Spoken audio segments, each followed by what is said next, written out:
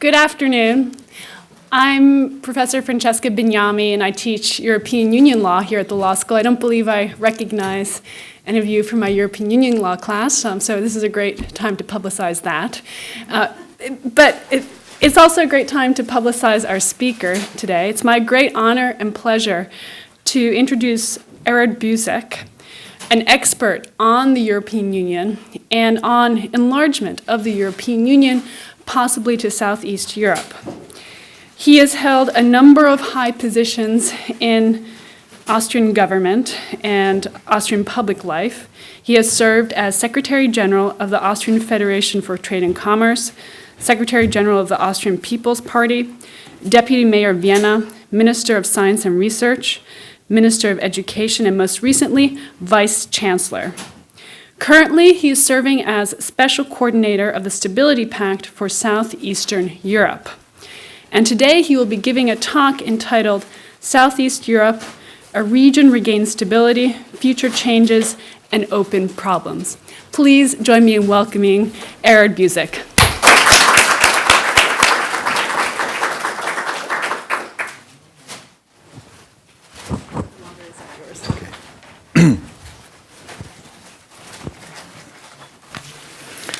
Thank you very much, Professor, for the presentation, and many thanks for the possibility to meet you. I think the subject, Southeast Europe, a region regains stability and future, is quite an important one. May I say, on the first look, for sure for Europe, but I think also for America, for the United States, because for a very long time there was a lot of involvement. For the moment, the US government is trying, I think, to phase out step by step, which is understandable. I'm not criticizing this because I think mainly it's a European question which has to be done, and for sure more European responsibilities needed to show. I think we are here in the framework that you are dealing with the European Union. I may add to the presentation of myself that I was in charge of the campaigning in Austria as we joined the European Union in '95. We did a referendum at 1994. We got a two-thirds majority of the population in favor, which I think was comparatively very high. Then I was involved in the Southeast European Cooperative Initiative, which was built up in November '96. I think done by the US government at this time. It was after the Dayton Agreement. The Dayton Agreement finished the war in Bosnia Herzegovina, and this is, I think, the first substantial information. It was not a constitution. It was not a peace treaty. It was only an armistice. And I think this is a situation under which we are suffering. I don't want to blame the Americans. I think it was coming out of the situation in this time, but we have a heavy discussion how to develop the Dayton Agreement. The Southeast European Cooperative Initiative was done in a typical American way. I was appointed as a coordinator by the OSCE, Organization for Security and Cooperation in Europe, and I think we had to deal with the tremendous changes in the Balkans, and later on, at the end of 2001, I was appointed as so-called Special Coordinator of the Stability Pact for Southeast Europe. Also, to give you a short overview, I think it is a common exercise between the European Union, the United States, and some other international partners. That means for the beginning of the Canadians, they are not anymore present, of the Norwegians, of the Swiss, and just that you have something to love also of the Principality of Liechtenstein. It is a small country with 34,000 inhabitants, but they're doing a lot because they are tremendously rich. I think it's forbidden how rich they are. But they are showing some responsibility. And we have another partner also in the Stability Pact, it's Japan. You won't believe it, they are doing a lot. And I was always asking the Japanese government why are doing so, because the Balkans are not quite close to Japan. And I'm always getting the answer, we want to benchmark the experiences, because it might be possible that we need a similar instrument in our part of the world. It's quite a responsible behavior, I want to mention. Stability Pact was established in '99 after the Kosovo War. And I think this was a new experience, and until now it didn't happen in a similar way in other parts. Because this initiative was not only ending wars, it was not only the presence of military forces, I think it was also an exercise to establish increasing democracy, I think human rights, to do something for foreign direct investment, for infrastructure, for civil security concerning fighting criminality, and so on and so on. It is quite a very broad exercise, and if you are looking to the website of the Stability Pact, you can see we are working through so-called working tables. Three more. The first is for democracy and human rights, the second is for infrastructure and economy, and the third one is for security, divided in military and civil affairs. I think we have an office with around 30 to 35 employees in Brussels, but we are mainly working here in the region. So far, a short introduction that you are getting an overview what I'm doing here. I want to start with the expression in the title of my speech, Southeast Europe. I'm happy that you have joined this because the problem of the region is starting with the name to be used. I think traditionally, if you are looking to the literature, for example, in the 19th century and partly in the 20th century, it's always used Balkans. I think that's a mixed perception. I don't want to talk about the perception outside, inside. There's only one country who can have nothing against the Balkans, because this is Bulgaria, because there you have Balkan mountains. And just to give you an explanation, Balkan mountains is a reduplication. Balkan is a Turkish word and means mountains. So if you are saying Balkan mountains, you are saying mountains.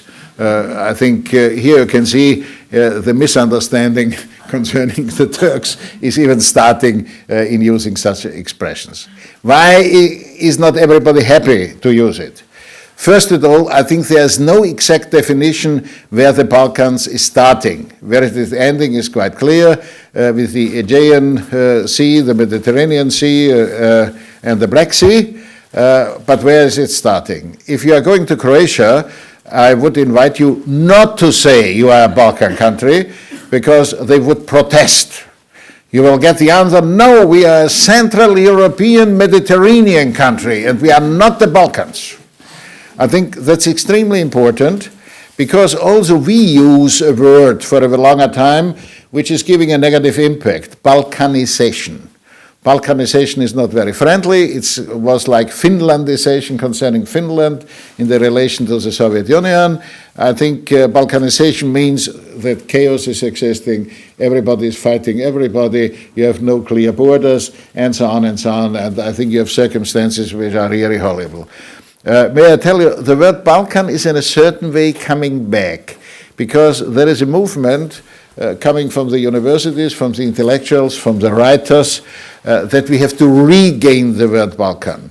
I think why to feel ashamed that we are the Balkans? We are the Balkans, with the whole history and with the whole situation which for sure is existing. That does not solve the problem. We are the borders of the Balkans. So far, I think we are using Southeast Europe as an expression. May I say, the European Union, all my love to the institutions, to the European Union, they did a silly decision. The committee which is in charge has the name Committee of the Western Balkans. This is an expression, if you are going to the geography or history books, you will never find. This is a substitute for an expression for the former Yugoslav states. I think nobody wants to say this, so they are saying Western Balkans. It is that we are using CIS, Commonwealth of Independent States, for what was before the Soviet Union, because nobody wants to say the states out of the former Soviet Union. I think here you can see that even the description or the name dropping is giving a signal. And I think if a region is under changes, they are quite touchy which word you are using. So Southeast Europe is the most neutral. It's not covering all the desires, but I think it's showing in the right direction. Again, to jump back a little bit, what has happened at the end of the 20th century, I think we have several decisions which are of extreme importance. 1989, the downfall of the Iron Curtain and the end of the communist system in the eastern part of Europe. It has an impact on Romania and Bulgaria. You have to understand the Balkans are not the Balkans in an equal situation. I think it is differentiated country by country very much. To give you some differentiations, the Bulgarians are still quite close to the Russians. It was sometimes said in the Soviet time that Bulgaria is, I think, the 16th Soviet republic. That has a historic tradition. I don't want to blame the Bulgarians for it. I think they are using the Cyrillic writing. I think there are a lot of cultural connections. The Bulgarians were very much protected by the Tsar and the former Russian Empire. It has a long-lasting tradition. Even to give you an impression, the current Prime Minister of Bulgaria, Stanishev, was until 1 year ago even double citizen of Bulgaria and citizen of Russia. I think that's signing something because he studied in Russia and I think was quite close. But he's also quite well Western educated. So far you can't blame him for. He is not anymore, I may say, a part of the Soviet system, but it is mirroring, I think, a situation. Romania was, even in the Soviet time, always very different. Not only different by this horrible Nicolae Ceausescu, which did horrible things to Romania, but they are connected with the Latin culture. Romanians, Rome is here coming out. It's quite another language, and they were always very much separated here in a certain way, which it was an advantage on the one side, on the other side also sometimes a problem. I think they came out of here, but the changes in the reality in these countries didn't start 1989-90, they are started really in 96. Because I think the old communist system managed by changing the title of the party to look Western, democratic, and so on and so on. So Mr. Iliescu, having been president of Romania for a longer time and also before prime minister, and I know him personally very well, I think he's a really grown-up communist by his thinking and so on, and he continued the system until 96. And the same happened in Bulgaria. I think the European Union, or the member states of the European Union, were not quite aware of this, because there was on the one side a pressure, they should be as quick as possible members of the European Union. Others having a better knowledge, they are behind in the transformation process, which is really true. And it was a political decision that they joined now in May 2007, the European Union. May I say, in all my friendship to both states, I think they are not yet mature. That's a real problem. But it was a political decision. The former French President Jacques Chirac, at a very decisive meeting of the prime ministers and presidents of the European Union, said, Bucharest is the Paris of the East, so far you have to take them. Which I think is a little bit true by the history, but I think this is not a real element of decision-making. So far, now the Commission, the European Commission, is making a lot of remarks. You are a member of the European Union, Romania, but we are missing judicial system, we are missing some of legislation, we are missing decentralization, we are missing the right instruments for giving funds for structural development, and so on and so on. So they are very much under scrutiny about their situation, but here you can see it's quite a different situation. There is a special case with the name Albania. I think nobody is really knowing something about Albania because they are a little bit aside. They are enclosed by mountains to the eastern part, and they are enclosed by the Adriatic Sea at the western part. And they were enclosed by a quite different communist system because Enver Hoxha, the famous central secretary or secretary general of the Communist Party in Albania, said we are not joining the Cominform. He went out, and it was a very long time quite close to the People's Republic of China, even, which I think was quite strange, and then he was totally going separately. And I think he was a crazy man, but he had one capacity. He was able to convince the Albanians. He told them, we are the richest country of the world, and everybody wants to conquer us. That had one silly consequence if you are going to Albania. He built up one-man bunkers, one after the other. You have on the distance of 600 meters, I think, such bunkers there. And as I asked somebody, a farmer, I think, how much soil are you owning? He said to me, 8 bunkers. I think it is even, instead of square meters or something like that, he is telling you how big his property really is. I think there's one nice story. The one who constructed the one-man bunkers was put in by Enver Hoxha in such a bunker to test it, and they directed the artillery on this bunker where he was in to test, is it okay or is it not okay? Huh? I think there's one, these are nice stories and anecdotes. What is more serious, I think he was able to eradicate every cultural memory in Albania. I think he eradicated Islam, he eradicated Christianity in the Orthodox and in the Catholic form. I think the majority of the Albanians are non-believers in a certain way, and they lost their connection to culture. Keep it in mind, because this is creating differences between the different Albanians. Albanians in Albania, Albanians in Kosovo, Albanians in Macedonia. I think they will tell you the story immediately. It has one importance, because it is always said in Europe, maybe also in the States, there's a danger of Greater Albania. I think if we are creating Kosovo, they will pack everything together to make a Greater Albania. May I say there's no danger, because they are very much more looking to their differences.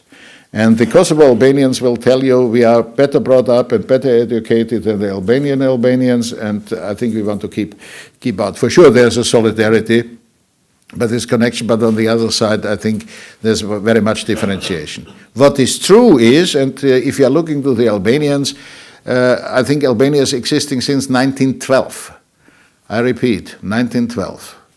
And Skopje, capital of Macedonia now, had the name Üsküp, which is Turkish, until 1912. It is a comparatively short story. It's necessary to know because I think they have to do still a transformation out of the time of the Ottoman Empire, and then they have to do a transformation out of the communist system, and then they have to do a transformation in the direction of the European Union. It's quite a job which they have to do. Albania, special case. And then you had the downfall, and that's the next state of importance. It was 91 of Yugoslavia. I think, looking back, I may tell you that Marshal Tito, his real name was Josip Broz, he was a Croatian, was a clever man concerning the internal situation, because he created between the different peoples of Yugoslavia, I think, an interesting rotation system. Just for your understanding by history, Yugoslavia was named at the end of the 20s as Yugoslavia. It was created after the First World War with the name Kingdom of Serbia, Croatia, and Slovenia, SHS. You will find this abbreviation for sure in the books. This is mirroring the differentiation. And for sure the different parts they are all South Slavic. The interesting story is that the expression Yugoslavia was invented by a Roman Catholic archbishop. I think his diocese was in the eastern part of Croatia now, going until Bosnia, and he tried to create a southern slave identity. Because the northern slaves, the Czechs and so on, and the Polish, had it in a certain way. The southern slave in the Austro-Hungarian Empire didn't have it. And he tried to create it. So the Yugoslav Academy of Science, you won't believe it, was based in Zagreb in Croatia and not in Belgrade, Serbia, which is also creating some difficulties internally. But then democracy was ended in the kingdom, and dictatorship was done by King Alexander in 29, and he created the name Kingdom of Yugoslavia. And he centralized the whole country, which was creating also a lot of tensions. And Tito was clever enough, after the Second World War, he created a system of balance. I think the different partial republics, to balance it. It was a rotation system because in 1 year The state president was a Croatian, the prime minister was a Serb, the head of the army was a Macedonian, the head of the national bank was a Slovenian, and so on and so on. And every year it turned around. That every, let me say, nation out of Yugoslavia was in charge of a bit of the power. That was a very clever exercise. He even tried to balance it in Serbia, because Serbia was the biggest partial republic. He created two autonomous regions. The one was Vojvodina, that's a part of Serbia which was a part of Hungary before the First World War. It was better developed, more Western, still more westernized, and is a mixture of nations, because there are not only Serbs there, you have a lot of Hungarians there, you have Slovaks here. It is a Protestant emigration from Slovakia to Vojvodina. You have a lot of Romanians there, you had a lot of Jews there, you had even Germans there, and you have a lot of Romas there also. I think it's very interesting. If you are going to the parliament of this region in Novi Sad, that's north from Belgrade, you will find everything inscripted in 5 languages. In 5 languages. And for sure they are using Cyrillic letters and Latin letters at the same level. That's a difference to the other part of Serbia.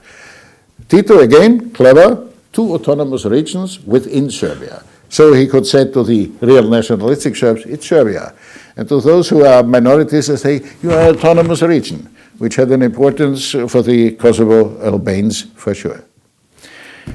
Tito made one mistake. He was not aware that the rotation system has always a fixed point. That was him. But as he died, the fixed point was out, and by rotation, everything was centrifugal and not centripetal. That was the real reason why Yugoslavia fell into pieces.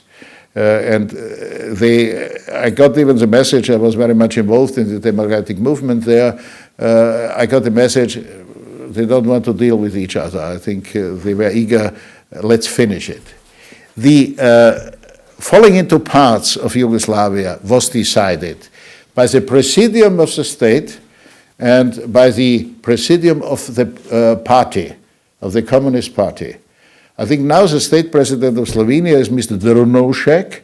He was the one who voted in favor of this. I think it is always blamed the Germans and the Austrians and others that we did it, that Yugoslavia fell into parts. No, it was done by themselves. For sure, there were some interests existing that should not be neglected, but I think this was the real mass. So, and now we are close to the point I want to say. The transformation after '89 in Southeast Europe differs from the transformation in the eastern parts of Europe.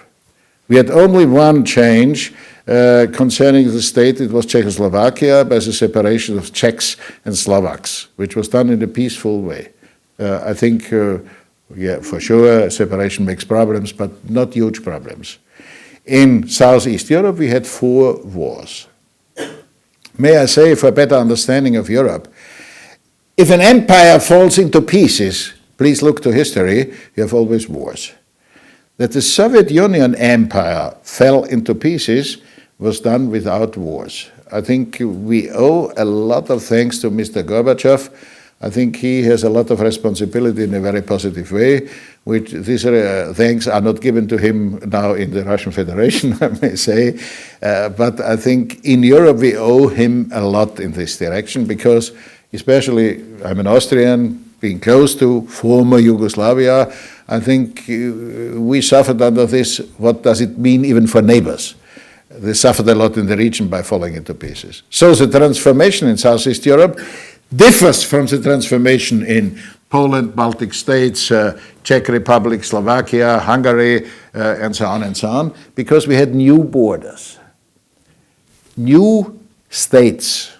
And the additional problem of these new states has been, I think, to create the identities. For example, you have 2 different writings, Cyrillic and Latin. That's the first differentiation. Serbs and Macedonians are writing Cyrillic, the others are writing in Latin. Second, they are now trying to create differences in the language. The official language was Serbo-Croatian, Slovenes had a separate language, Macedonians had also in Yugoslav time a separate language. Now they are trying to differentiate the language. Serbian, okay. Croatia is a kind of a dialect. There are 3 Croatian dialects, Ikavik, Stokavik, and Kakavik. Forget it immediately. What are they doing now? For example, we have a Croatian minority in Austria since the Middle Ages, after the Middle Ages, to defend the borders against the Ottoman Empire. Now the scientists for language from Croatia are coming to this Croatian minority because they preserved a kind of Croatian language, especially by the church. It is a kind of a church language, especially now, and they are putting out now expressions of this language out of the 70s or so, now in the actual Croatian language to make it more identified as the Croatian language separate from the Serbian language. And the same are doing the Bosniaks. This is a so-called Islamic part of the Bosnians. Don't believe it, the description is not really perfect. What they are doing, they are putting in Turkish words, because for sure, being Islamic, they are feeling closer to the Turks. And as a Viennese, I'm born in Vienna, you may laugh, they are putting in Viennese words, because the Austro-Hungarian Empire was present for 40 years there. They had a cultural impact. If you are going to parts of Sarajevo, you have the feeling you are quite close to Ringstrasse in Vienna. There's a lot left. They are putting in some words. It's interesting for an Austrian, especially from the food. I think if you want to buy a croissant, this half-moon example, we are saying in Vienna Kipferl, and they are saying in the Bosniak language kifaj. And if you want to eat an apple cake, it is famous in Austria by strudel. You can go in Sarajevo in every bakery and saying, I want strudel. You will get strudel. And the marketplace, which is named in Austria Markthalle, they are naming it Markala. I think here you can hear the sound. That's also a kind of separation of the language. And we had a decision last week, that's the last one. In the new Montenegrinian constitution, they have the Montenegrinian language. It is written in the constitution, we are speaking Montenegrinian. Nobody knows what's exactly the difference. Maybe a little bit of a dialect, but you are laughing, and that's right that they are doing so, but you have to understand also it is trying justification that they are now independent. Because they were confronted with a lot of doubts from outside, you are not able to do it, and so on and so on. I was the one which understood always that the Montenegrinians want to be independent out of the Serbs. There's some cultural, historical difference. There was a kingdom of Montenegro before the First World War also, and they have a specific history, even the literature. Njegoš is one of the outstanding figures. If you are going closer to Montenegrinian history, I have some understanding. Everybody told me they were not able to do it. I think they are a small country, 650,000, and so on and so on. I think they are able to do it, and since they are independent, I think there's a real blossoming, and they are all engaged, and things are moving forward. For sure, there's a lot of Russian investment, but they are now aware that they want to be independent from the Russians. It's not state investment from the Russians, it is by oligarchs. It is mainly, to say it quite clearly, whitewashing money. That has to be said here quite straight. I think I'm telling you these nice stories that you are understanding that the transformation process in this part in Southeast Europe differed from the transformation process in Central and Eastern Europe. I think they have to do several processes at the same time. I think to try to be an independent state, to get loose of the communist past, which lasts a long time, to come closer to the European Union, and also to create relations to the neighbors which were their former co-citizens. You have to understand that's quite difficult. It amazed me very much, and on behalf of SECI we were in charge of support them concerning border stations. What they did in investment is to create huge border stations where never a border was. I think that's really crazy. You have to imagine, I think, if North Carolina and South Carolina are declaring independence, they will immediately do huge border stations at the border between North and South Carolina. I think it would be very strange for you if you are passing through where never has been a border. I think that has an impact on the situation. And even I think they are criticizing each other even more. I know if I'm passing through the Slovenian-Croatian border, and if I'm behind a Slovenian, I have to wait longer at the Croatian border. And if I'm behind a Croatian, I have to wait longer at the Slovenian border, because they are doing special research on their neighbors, which have been their co-citizens for a very long time. I think you need to have this psychological understanding, besides the fact that they have to build up a state government and so on and so on. I think that's a process we are in midst. We have achieved a lot of success. Success number one, the democratic institutions are working, the elections are monitored by OSCE, and all the last elections were done correctly. That's a positive story.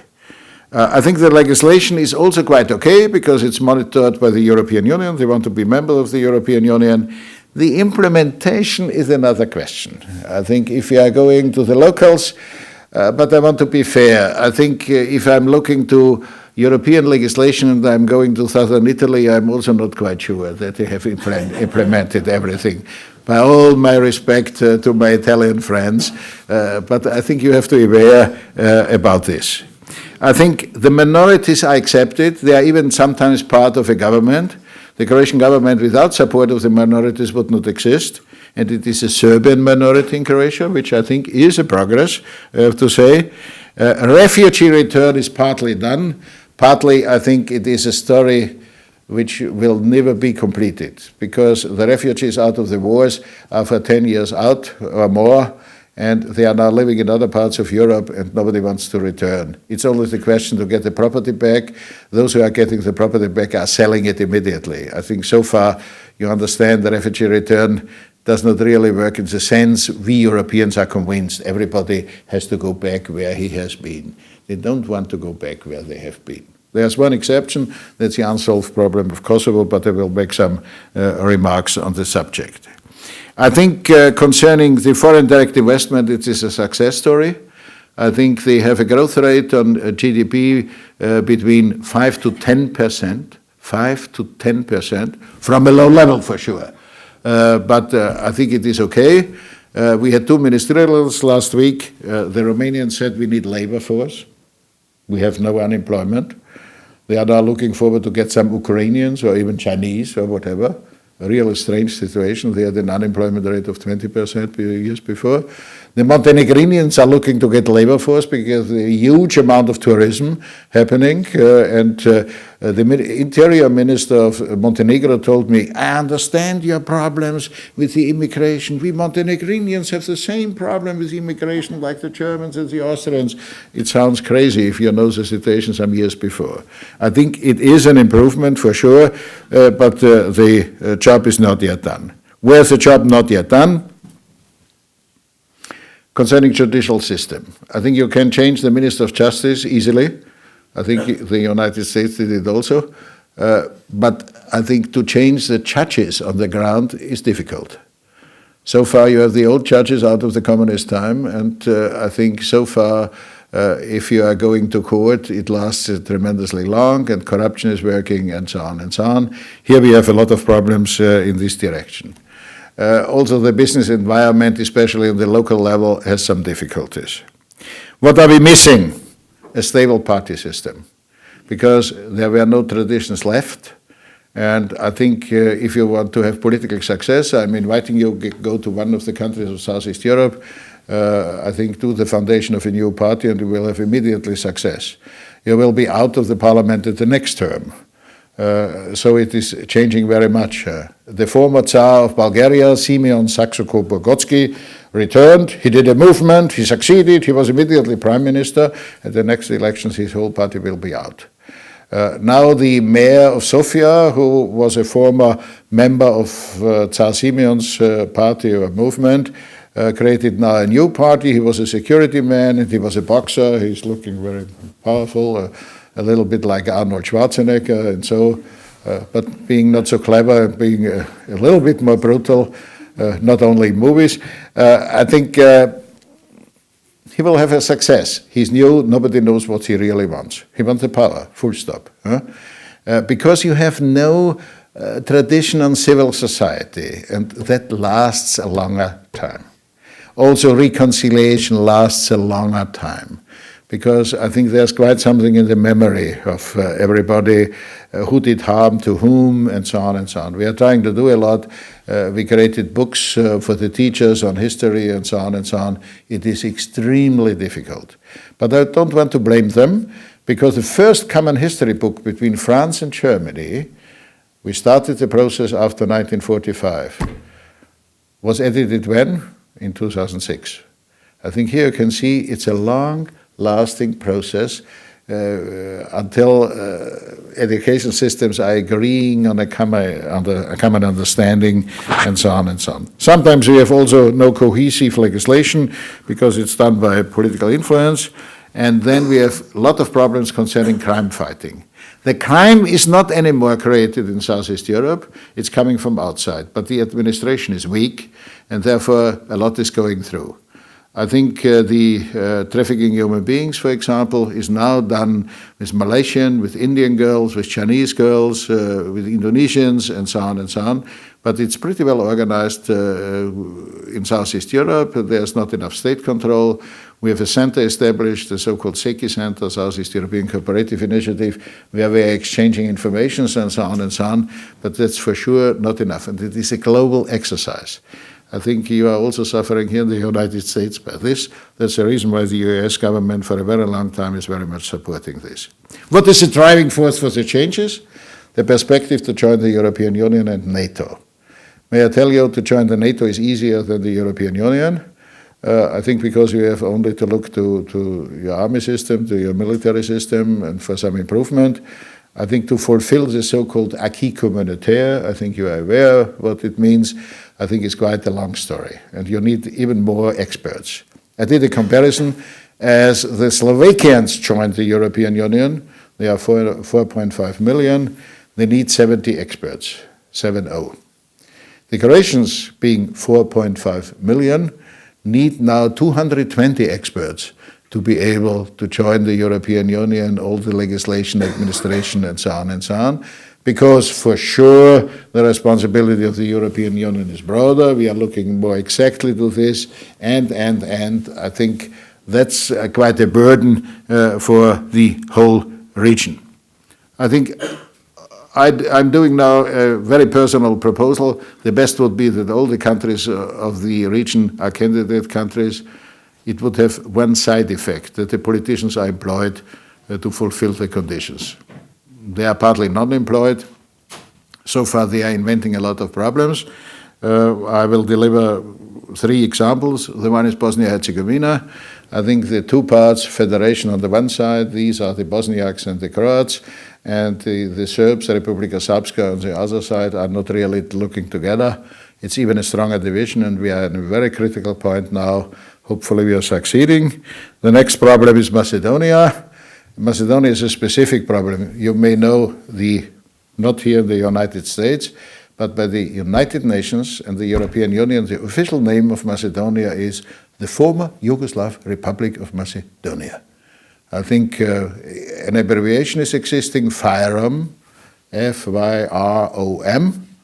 And I'm always asking my Greek friends, because they are responsible for this nonsense, how shall I address a Macedonian? Dear FYROM, or something like that. Huh?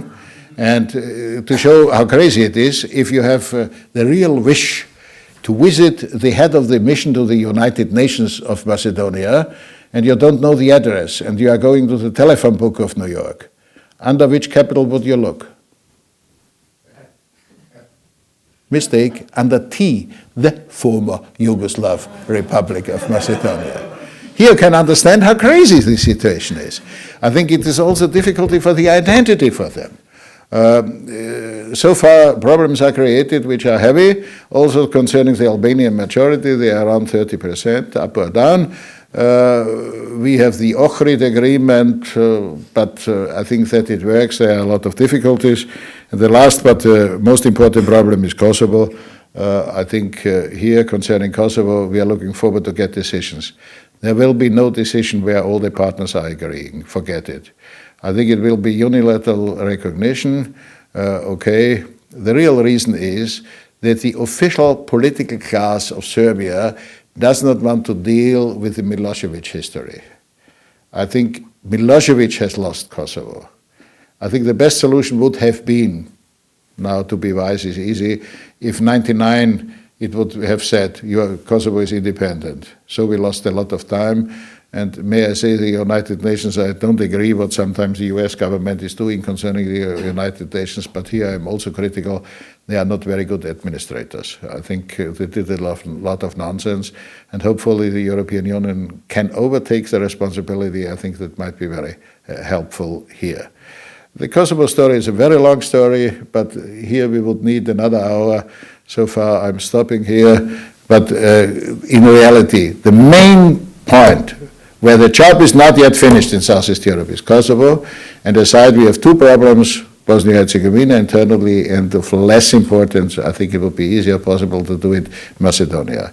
They are a little bit connected, but there is a difference. And to end with a positive message, in a comparatively short time, since 1999, it was possible to have a very good development. Nobody in Europe is anymore discussing that the whole region should be part of the European Union. It's an open question when it will be and how they will fulfill the conditions, but there's a certain improvement, which is extremely important. Only to mention it concerning the situation of Europe and also the United States towards the Black Sea area, towards the Caucasus, towards Central Asia and to the Middle East. I think this is a kind of a progress. You will always read about crisis in Southeast Europe.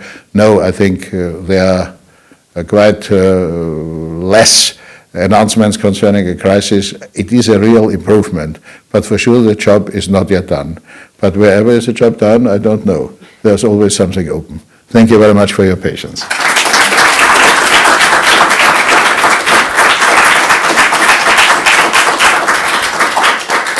I'm open for questions. Hello, I'm from Serbia, so I was really interested in your lecture, and it was quite balanced. And but the last part regarding Kosovo, I just have several remarks and questions. Understandable. Because you said that it would be better if West just in 1999 told that Kosovo is independent, and that way it would be clear that Milosevic lost Kosovo. But you didn't do that. So if you will take Kosovo now, you will punish current democratic government, and also you will make senseless all these negotiations. And because ever since 1999, there was some kind of negotiations going regarding Kosovo. I know it because in Serbia, every news starts with Kosovo. And if you wanted Kosovo to be independent, why didn't you say it right now? In 1999 and not wait until 2007 and waste so much time and energy? So that would be my question. I'm starting with the last remark. You are right, there were a lot of time and energy lost, but this was connected with ending the Kosovo intervention by NATO by a decision of the Security Council of the United Nations, and the conditionality by the Russians in this time was quite going in this direction, also by China. And so far the mistake was done in this time. You are right here. Concerning the rest, you may understand I do not agree because there's a very divided perception on the Kosovo problem. I think I'm in contact with university students and I'm traveling around, not with the rural people, I have to confess, because I'm not able to speak the language. But may I say, for the great majority of the Serbs, Kosovo is already lost. It is more a problem of the political class. And so far, your comment that we are punishing a democratic government is wrong. I think the interests of Serbia were damaged by Milosevic. And I think it's a question of his time. By the way, the proposal that it should have been done in '99 was coming from Vuk Drašković, former foreign minister of Serbia. It's not my saying, it was his saying always at every ministerial meeting. But I think it's history, and so far you can forget it.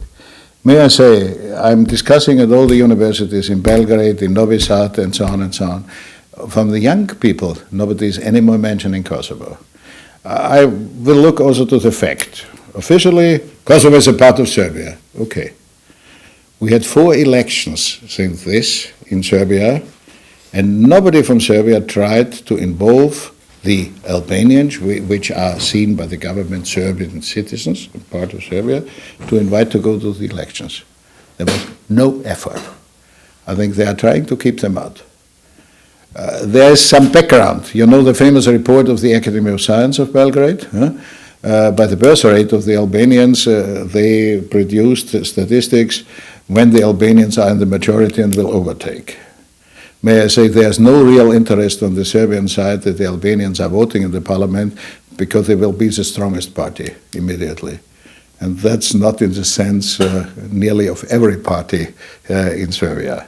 There's misdifferentiation and so on and so on. And my impression is, and a lot of politicians are saying to me in the coffee break, not official, if you are discussing with them, they are saying somebody has to do the independence of Serbia. We don't do it because it would kill us as politicians. So far, you have to do it, we will blame you for. How can you compromise on this? That's a real problem. I'm not happy about the unilateral recognition. Don't believe it. I would have been in favor of saying a compromise, maybe a timetable until independence, and I think for me, it's not necessary for the Kosovars to be immediately a member of the United Nations. I think this you can postpone. That's not the most important question. The most important question is the improvement of the situation in Kosovo by employment, in social conditions, by legislation, and so on and so on. It's for sure a long list. How can a solution be just if it gives everything just and balanced, if it gives everything to one side and nothing to the other? Because we, from Serbia, we really feel that we need to get something in return. And I'm aware that Serbia has lost Kosovo demographically. But maybe we could at least divide it so that we get a northern part where Serbs live. Maybe that would really mitigate the public opinion in Serbia. But this way, you're just saying, we're taking it all these negotiations, they were just for fun, they don't count. We will do whatever we want. And it's really hard to be pro-Western in Serbia at the moment and to explain why our Western friends are doing that to Serbia. So I'm just telling you from my perspective, because I'm really pro-European and liberal actually in my country, but sometimes it's hard for me to explain the European viewpoint to some of my friends who argue that the West is against Serbia. So what do you suppose I should tell them? May I give you a tough answer? Yes. If I want to do you a harm, Serbia, then I will give you back Kosovo. And I wish you all the best. You won't be able to manage it. What will you do with the 2 million? I think you will do the same as Milosevic did. And that's not the solution. I think there is no proposal going in this direction from the Serb side. I'm in favor of what you said, that Kosovska Mitrovica should be a part of Serbia. But be aware, it's creating the problem of the Preševo Valley. Don't forget this. It is not only one-sided. For sure, there are less Albanians in Preševo than Serbs are in Kosovska Mitrovica. And the second problem is, the problem of the Serbs in Kosovo is not solved by this, because you have scattered over the landscape, for sure, Serbian minority, and this is, I think, quite a crucial question. May I say, my problem is, to be outspoken, I cannot do it as an official statement, but my friend Boris Tadic is always telling me, I'm trying to get Koštunica in my boat. And I'm saying him always, you are sitting in the boat of Koštunica. And I think here Koštunica is a driving force, and I think it's creating a lot of difficulties for the pro-European forces. I think we all missed the right point. I think what you said is understandable from your generation. Why are we punished? We are now a democracy and so on and so on. I think you are always punished by history. May I say, my father, being Austrian, was fighting the Nazis. He was not successful. And then Austria was punished afterwards because we were a part of the German Reich and of the Nazis. And my father said I was punished twice. First of all, that we lost our Austria, and then that we had to pay for, in several directions, that we have been a part of it. That's a real problem. It's not very helpful, I understand this, but I think you have to live with your whole history. And Milosevic is also a part of your history. I think that's not possible, and this I'm saying always to Tadic and all the others. You cannot drop the time of Milosevic. It has never been. It has been, and obviously it was not done enough to avoid this. And for such mistakes, you are paying. You are paying as the next generation. You have the feeling it was not my job, it was before. I understand this, but you have no chance. You can't escape history. History is always striking back. I think we had it as Austrians, beg your pardon for always choosing Austrian examples, by Waldheim and by all the things. I think, what had we to do with this? No, we paid our price. And that has to be learned. And it is not very nice. I understand you totally. Hopefully you get the message. Yes, and just one final remark. In Serbia, we also... That's okay. I think... No, not regarding Kosovo. In Serbia, we also say kifla and strudla. So next time you're in Novi Sad, you can easily go into bakery and order kifla and strudla. You're obviously from Vojvodina, and it has been a part of the Austrian-Hungarian monarchy. If I'm going to Krakow, I have no chance to say these words. Okay? Okay, I will do it the next time in Kragujevac. It is in the southern part, southwards from Belgrade, just for your understanding. Because, milady. Oh, yeah. I just wondering that the integration of the Southeast European country, I'm wondering whether or not the integration of the Southeast European country will promote the European integration or dilute European integration. Actually, I have some small concern about the dilution. For example, the European Court of Justice always play a very active role in the European integration. For example, use the preliminary reference or all kind of stuff to encourage the member states to comply the community law.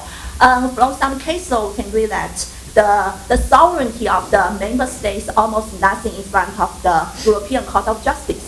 According to your talk just now, it seems that the Southeast European countries, they just liberalized from the Soviet Union less than 20 years ago, and some countries still trouble about the sovereignty issue. So also the implementation is another problem you mentioned in your talk. So I have some concern about how the European Court of Justice will continue the very active role in the European integration. First of all, La Hague is not a European court, it's an international court, ICTY, International Crime Tribunal on Yugoslavia, on former Yugoslavia. And I think they set an end to 2010. They will not be able to have finished. I think there will be for sure a prolongation. Second. I just want to clarify, I think she was talking about accession, after accession. Yeah. I think I will speak before accession. I think the population of countries on the way to accession are always by a huge majority in favor of the European Union. And after they are in, it is a tendency of the politicians, and my country is also suffering by this. The politicians are saying we are not responsible, it is Brussels. And they are trying to make forgotten that they are deciding it in unanimity until now, and they are responsible for things which are not accepted. What are they doing? They are deciding in Brussels without any publicity. Then they are coming back. There is some criticism and saying, this was done by Brussels, and they are not explaining that they did it. That's a real problem. I think the Court of Justice is not really a problem for the population. I think it is a very narrow problem for those who are indicted, and if it is touching national interests. I think it happened, for example, concerning Gotovac in Croatia. So he is a national hero because he was kicking out the Serbs from Lika, Krajina, and so on, which was not a heroic deed, I may say. And so I think here you have some differences. The real problem I want to say, and don't think that I'm a macho, the appearance of Cara del Ponte in the public was not helpful. I think she was always appearing as an angel of revenge. And that's not good for justice on human rights and human dignity. I think here there's a lot of criticism, but she's obsessed. I had a long discussion with her about the subject because I tried to change her performance. No chance. I think if somebody is appearing in Belgrade, she's always coming with a motorcade, black-dressed, everything is closed, and so on and so on. That's not the appearance of justice, I think. Not very happy. May I say, don't be too much impressed by the fact that member states of the European Union are critical on the European Union, because it's created by national politics. And I think you have no movement in none of the member states of the European Union to leave the European Union. I think this is always, if you are raising the question, okay, let's leave. Oh, no, I think that we have to try to change the things in our sense, but nobody knows exactly what our sense is. I have a question about Macedonia. I was there in the 80s, and I just recently visited it again, and I was surprised how poor the country is still. Even though they haven't had a war over the 90s. I mean, they were always closely attached to Serbia and to the other countries around it, which weren't too friendly to them. But I mean, it was surprising to me that Croatia and Montenegro were more wealthy than Macedonia, even though both countries fought a war for several years. Why is that? First of all, they are losing a lot of power in this infight between the Macedonians or Macedonian Bulgarians, or whatever you want to say, and the Albanians. I think this is a division, a mental division, and it's occupying, and they are doing battles about how schools shall be named. Are they getting the name of a famous Albanian or a famous Macedonian, and so on and so on. We have even demonstrations on this. The second thing is that the investment in Macedonia in comparison with other countries you named is a very low one. For example, I'm working for this for years and years. I didn't get any international bank to Macedonia. There's only one Greek bank, the Greek National Bank. That's it. Societe Generale went in, went out. Raiffeisen is not going in. I think all banks who are going to all the other countries, I think, are avoiding Macedonia. And the real problem on the backside is this name case. Because Greece has already not recognized Macedonia. They have no ambassador. They have a so-called high representative there. And it is really crazy because the port of Thessaloniki is living out of Macedonia. I think if they have another alternative for another port, then they can close Thessaloniki. But I think no chance to discuss it with my Greek friends. It is also a divided, like I told you about Kosovo, I think if you're speaking with the Greeks in normal life, they are saying it's silly. And if it is official, everybody is saying, Macedonia is Greece, Alexander the Great, which was a recent political person, and so on and so on. And I may say, I'm always telling them, I want to do a DNA analysis of Alexander the Great or Philip of Macedonia, because they are not really Greeks. Maybe another question about the Caucasus, Georgia and Armenia. What's the European Union position to these two countries? Because that's a very good question. May I say, the problem with the so-called European neighborhood policy, which is formally existing, is that there's no clear scheme. I think they are putting everything in a basket. Morocco, Liberia, Georgia, and so on, and you can't do so. Even I'm Stability Pact is responsible for Moldova. Moldova is a part of European neighborhood policy and not of the Balkans. I think not the enlargement DG, Michael Lee was here, I was told, he's not in charge of Moldova. Stability Pact is in charge of Moldova. I think now a nice phrase by the Austrian foreign minister was created. She's saying we have to do the Balkanization of Moldova, which is positive, I think, to put them in. And that would be really right. And that's even true for Georgia. Georgia is putting a lot of pressure to enter NATO. I think it won't happen because it's a little bit too risky, and also concerning the not clear position towards Putin and Russia plays a very important role. But you are totally right. What we need is a precise strategy on Southern Caucasus, which is not existing for the moment. There is an initiative called the Black Sea Economic Cooperation, BSEC by the abbreviation, but they tried to copy the Stability Pact, but they didn't succeed, because for the moment there's an axis between the Russians and the Turks blocking everything, out of different interests. The Russians are still convinced this is our part of the world, keep out. And the Turks are saying we have always been the leading nation. There's a little bit in the background Ottoman Empire also.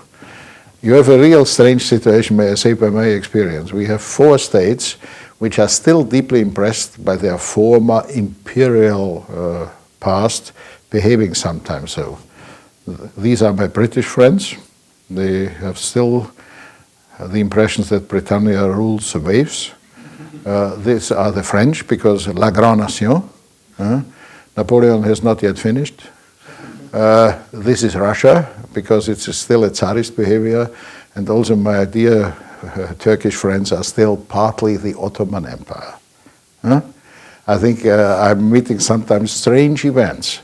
For example, I was going to at the former president at his head of cabinet, and he said to me, okay, you're in charge of Southeast Europe. May I tell you, between us, if still the Austrian Empire and the Ottoman Empire would be in charge, we would have no problems.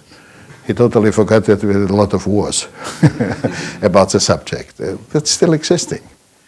It is very interesting. As I said, history is always striking back.